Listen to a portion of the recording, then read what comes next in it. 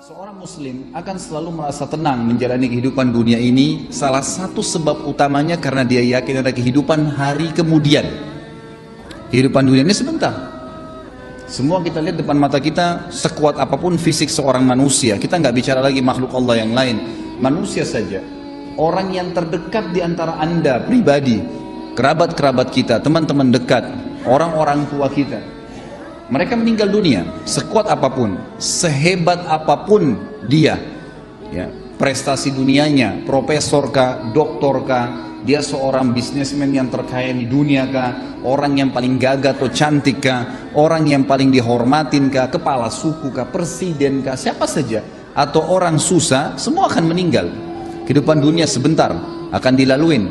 Orang mukmin yakin bahwasanya ada kehidupan yang abadi di sana. Sehingga perhatikan bedanya. Kalau orang mukmin tahu ada hari kemudian, akan membuat dia musibah apapun yang datang padanya, dia akan bilang, oh ini kehidupan dunia, toh juga saya akan dapat pahala sabarnya di akhirat, toh nanti akan membersihkan dosa saya dengan musibah ini. Mudah nggak dia lalui musibahnya? Akan mudah. Hanya karena masalahnya satu, dia yakin ada hari kemudian. Dia kalau ditipu oleh orang, ada orang berbuat zalim kepada dia, dia sangat tahu kalau dia beriman, ada hari kemudian, ada hisab di sana. Tidak ada orang yang berbuat zalim kepada diri kita, Bapak Ibu sekalian, kecuali kita akan mengambil hak kita demi Allah di mahkamahnya Allah hari kiamat. Tidak ada, sekecil apapun.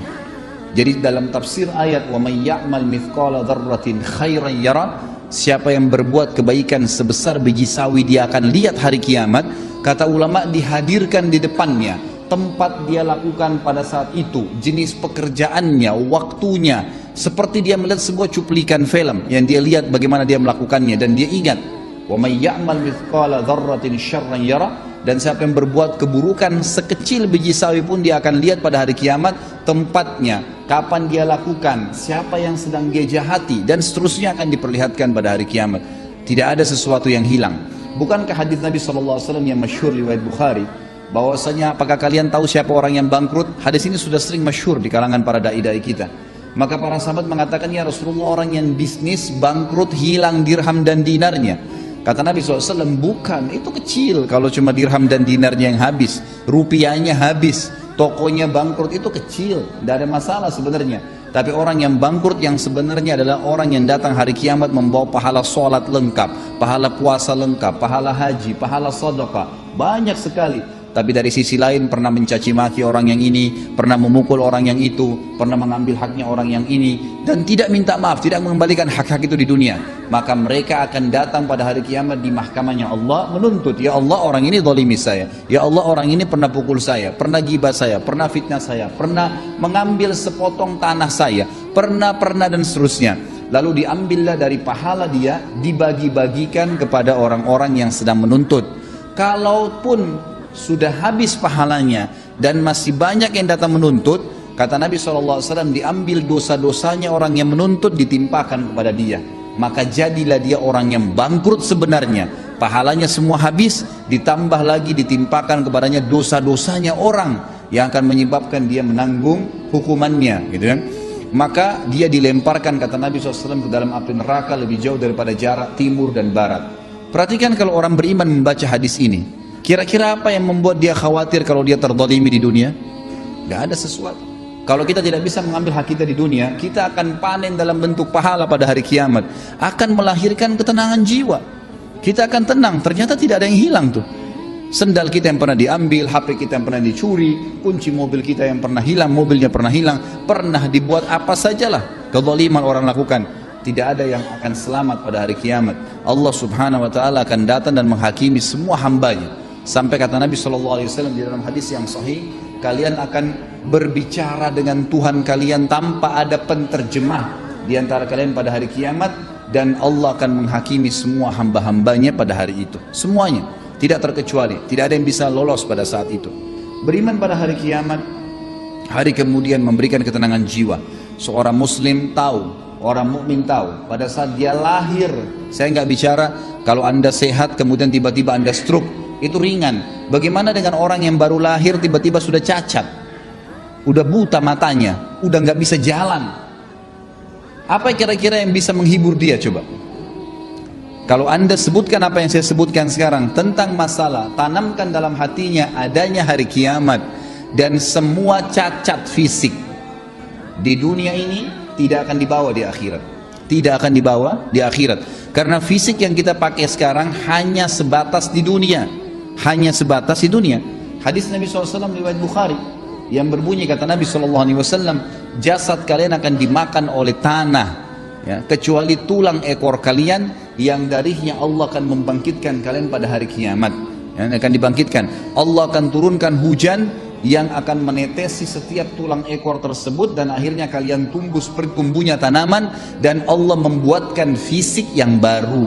Fisik yang baru. Apa kata Nabi SAW? Semua laki-laki Allah akan berikan fisik seperti ayahnya Adam, 60 siku ke langit. Jadi fisik yang kita pakai sekarang ini cuma sebentar di dunia. Mau cacat, mau sempurna, mau gagah, mau cantik, itu sebentar duniawi. Di akhirat kita akan punya fisik baru. Posternya semua laki-laki seperti Nabi Adam, 60 siku ke langit artinya 27,5 meter.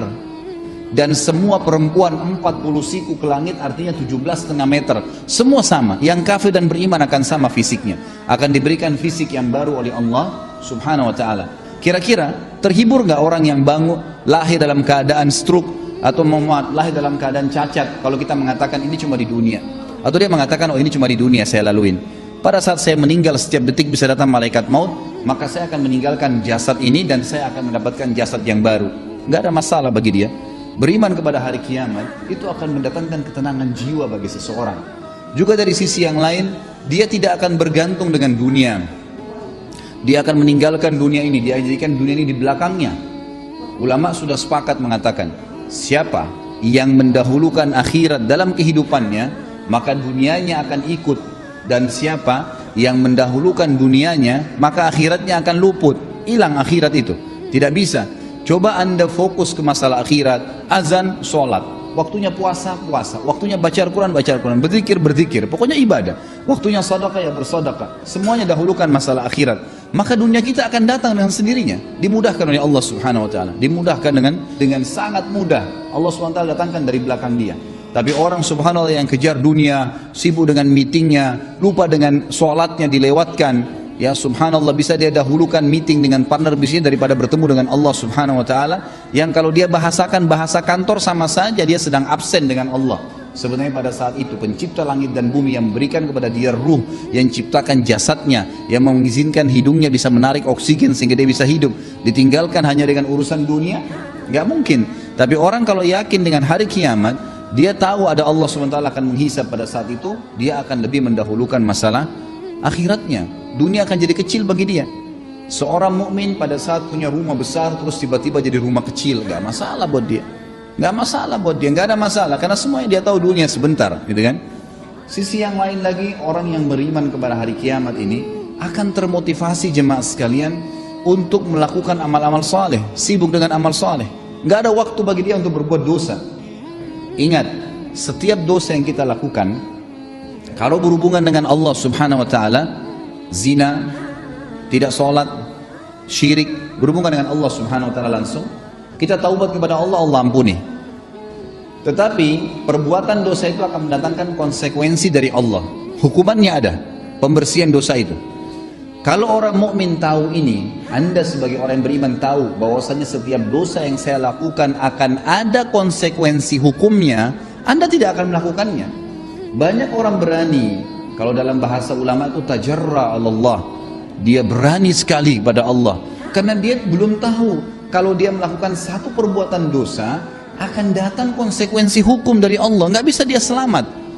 Umumnya kata ulama, kalau telinganya melakukan perbuatan masalah, matanya melihat yang haram, hidungnya menghirup yang haram, lisannya mengucapkan kalimat yang haram, bibirnya mungkin mencium sesuatu yang diharamkan, tangannya menjamah yang haram, kepalanya diletakkan pada yang haram, kemaluannya diletakkan pada yang haram, kakinya melangkah pada tempat yang haram, pasti di anggota-anggota tubuh ini Allah datangkan hukuman.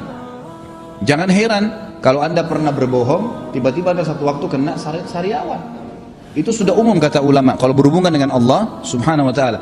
Atau bisa Allah datangkan musibah yang lain, Allah Subhanahu wa ta'ala mendatangkan hukuman. Maka Bapak Ibu sekalian jangan merasa aman dengan dosa kepada Allah Subhanahu wa ta'ala. Nggak main-main itu. Kalau kita tahu dan kita beriman bahwasanya al-jaza min jinsil amal, sebagaimana sabda Nabi SAW, akan datang balasan sesuai dengan kadar perbuatan seseorang, maka kita tidak akan lakukan itu. Begitu pula dengan berhubungan masalah haknya manusia, mencuri, menggibah, memfitnah, haknya manusia, mengambil haknya dia. Kalau kita tidak kembalikan, mungkin karena kita anggap kita orang hebat, punya strategi, punya cara untuk menipu orang, atau punya ilmu, atau punya kedudukan, lalu kemudian kita menindas orang lain, orang itu tidak bisa menuntut.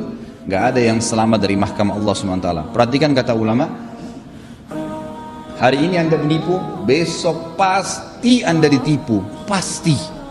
Hari ini Anda berbohong, besok Anda akan dibohongi. Hari ini Anda menggunjing, lusa dan kapanpun waktu yang Anda akan digunjing dengan orang. Balasan akan datang sesuai dengan kadar perbuatan. Itu di dunia ya, belum akhirat. Kalau dia tidak taubat, akan datang hukuman yang berat di hari kiamat nanti. Kalau kita tahu dan sadar bahwasanya ada hisab hari kiamat, kita akan lebih hati-hati, tidak akan mudah untuk melakukan perbuatan dosa, karena berat di dunia, berat juga di akhirat nanti.